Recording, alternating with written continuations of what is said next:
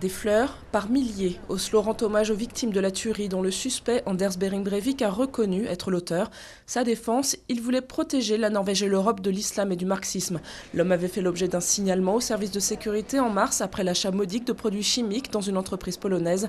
Un fait jugé trop anodin pour y donner suite. Si vous voulez une approche équilibrée pour réduire le déficit, faites-le savoir à votre élu au Congrès. Barack Obama appelle à l'aide ses compatriotes et les prend à témoin. Pour le président américain, c'est l'attitude des républicains qui a conduit à une dangereuse impasse dans le débat sur la dette du pays. Après des semaines de négociations, républicains et démocrates s'opposent toujours sur le moyen de réduire les déficits, mais le temps presse. Après le 2 août, les États-Unis risquent de se retrouver en défaut de paiement. Bien, mais peut encore mieux faire. Dans son rapport annuel, la Cour des comptes salue la gestion plus rigoureuse du budget de l'Élysée en 2010, mais progrès attendus dans l'allègement des charges et la transparence des coûts. Objet d'une vive polémique, il y a 2 ans, les dépenses de communication, incluant études et sondages, sont passées de 3,2 millions d'euros en 2008 à 1,4 en 2010. Elle s'appelle Marcel et c'est un peu la mamie de tous les Français. À 113 ans, cette ancienne sténodactylo est devenue la doyenne de l'Hexagone.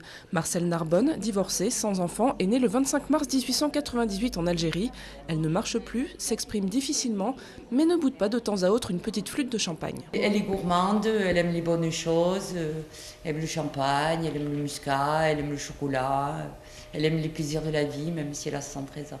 Outre les fines bulles, Marcel a 2 secrets de jouvence, les éclairs au chocolat et les vers de Ronsard, ce même poète qui clamait « Cueillez, cueillez votre jeunesse ».